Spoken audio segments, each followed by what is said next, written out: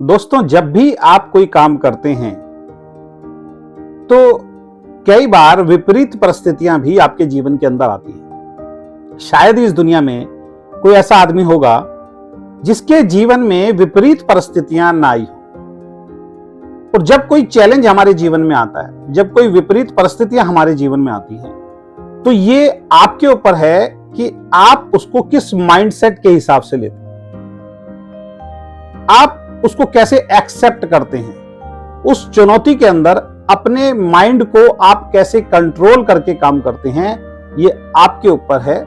बहुत सारे लोग जब उनके जीवन में चुनौती आती है, दिक्कत आती है, परेशानी आती हैं, उनका माइंडसेट सही नहीं रहता और चुनौतियां और दिक्कतें उनके ऊपर हावी होना शुरू हो जाती हैं। और ऐसे में वो जिंदगी में जो बनना चाहते हैं या जो करना चाहते हैं वो नहीं कर पाते। लेकिन कुछ लोग ऐसे होते हैं जो उस सेम सिचुएशन के अंदर रहे, सेम चुनौती को एक्सेप्ट करते हुए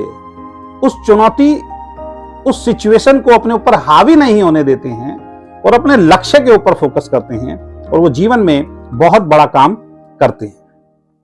एक स्टोरी के माध्यम से मैं आपको समझाने की कोशिश करूंगा।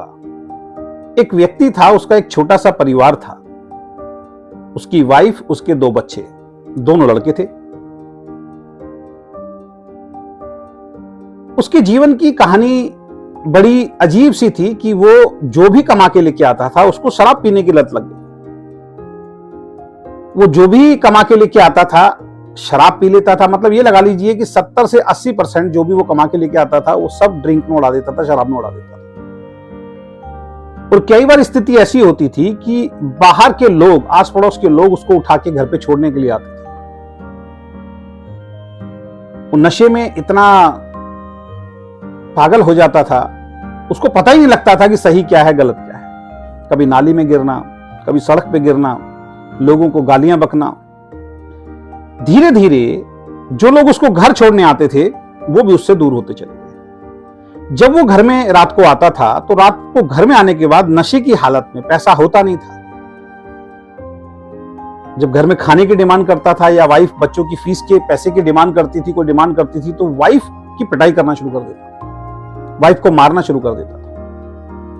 वो 2 छोटे बच्चे जो लड़के थे, जो छोटे छोटे थे, छोटे से स्कूल में जाया करते थे, वो इस परिस्थिति से बड़े घबरा जाते थे और वो डर के अपनी मां के कभी पीछे, कभी बाहर जाके या कभी किसी कमरे में जाके छुप जाते थे।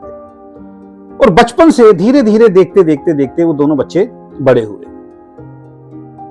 काफी सालों के बाद, लगभग 27-28 सालों के बाद, उनके परिवार में एक बहुत बड़ा परिवर्तन आया।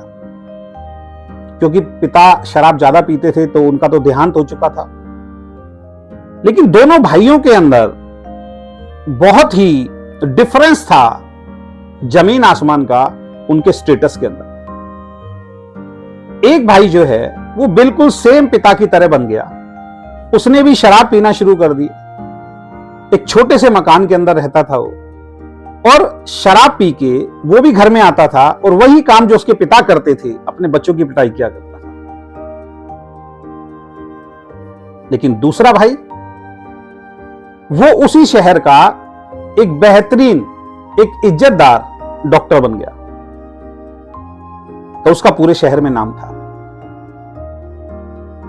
ये बात एक पत्रकार को पता लगी तो उस पत्रकार ने कहा, यार ऐसा कैसे हो सकता है, एक ही परिवार में 2 बच्चे रह रहे हैं, एक बच्चा शराबी है और दूसरा बच्चा जो है वो एक शहर का नामी और इज्जतदार डॉक्टर बन गया। तो कुछ ना कुछ इसके अंदर राज है, कुछ पूछना चाहिए, दोनों का इंटरव्यू लेना चाहिए।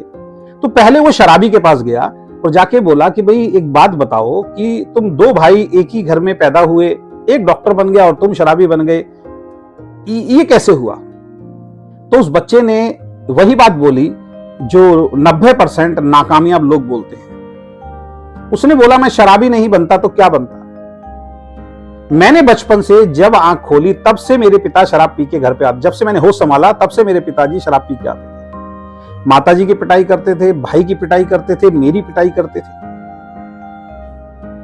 बाहर से लोग उनको उठा के लेके आते थे, कभी नाली में गिर जाते थे, लोगों से लड़ते थे, गालियां देते थे।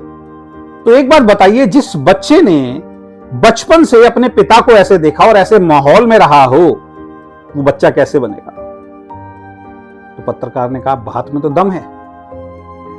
वो वहां से उठा, दूसरे भाई से अपॉइंटमेंट लिया और दूसरे भाई के पास गया। उसकी जिज्ञासा और ज्यादा बढ़ रही थी, वो भाई क्या जवाब देगा।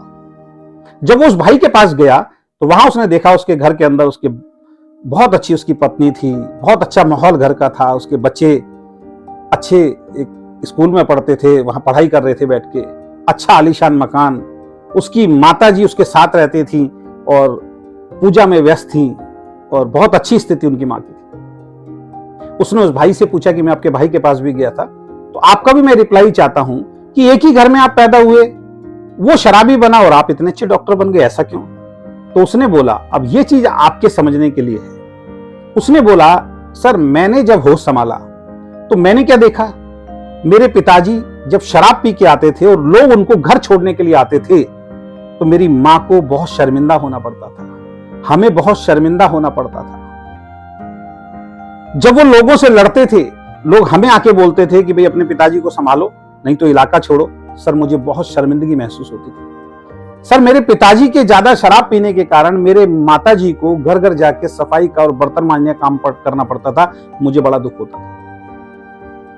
मेरे पिताजी जब हमारी घर में आके पिटाई करते थे, माताजी की जब आके पिटाई करते थे, मुझे बहुत बुरा लगता था। और जब मैं अपनी मां को मेहनत करते हुए देखता था, पूरे दिन बेचारी मेहनत करती थी और रात को पिताजी घर पे आके माताजी की पिटाई किया करते थे, हमारी पिटाई किया करते थे। मां उस दर्द को सहते हुए भी बहुत मेहनत करके कहीं से भी पैसा लेके आती थी, पिताजी से छुपा के वो हमें पढ़ाया करती थी। तो मैंने तब अपने आप से कसम खाई थी कि मैं अपने पिता जैसा नहीं बनूंगा। मेरी मां जो मेहनत करती है, उस मेहनत से जो भी पैसा वो लेके आती है, जो मेरे ऊपर खर्च कर रही है, मैं बड़ा होकर एक सक्सेसफुल इंसान बनूंगा। और जब सक्सेसफुल इंसान बनूंगा, पैसा कमाऊंगा, अपने पिता जैसा नहीं बनूंगा, तो लोग मेरी इज्जत करेंगे। और जब लोग मेरी इज्जत करेंगे तो वही इज्जत मेरी माताजी को भी मिलेगी। कुछ समय के बाद पिताजी का तो देहांत हो गया। माताजी मेहनत करती थी, हम दोनों भाइयों को पढ़ाती थी, एक भाई को बहुत समझाते थे, वो बिल्कुल पिताजी जैसा बन गया। लेकिन क्योंकि मुझे नहीं बनना था, मुझे एक अच्छा इंसान बनना था, मैं अपने रास्ते पे चलता रहा, मैं अपने डायरेक्शन पे चलता रहा और आज मैं आपके सामने हूं। दोस्तों, इस कहानी से आपको और हमें क्या मैसेज मिलता है?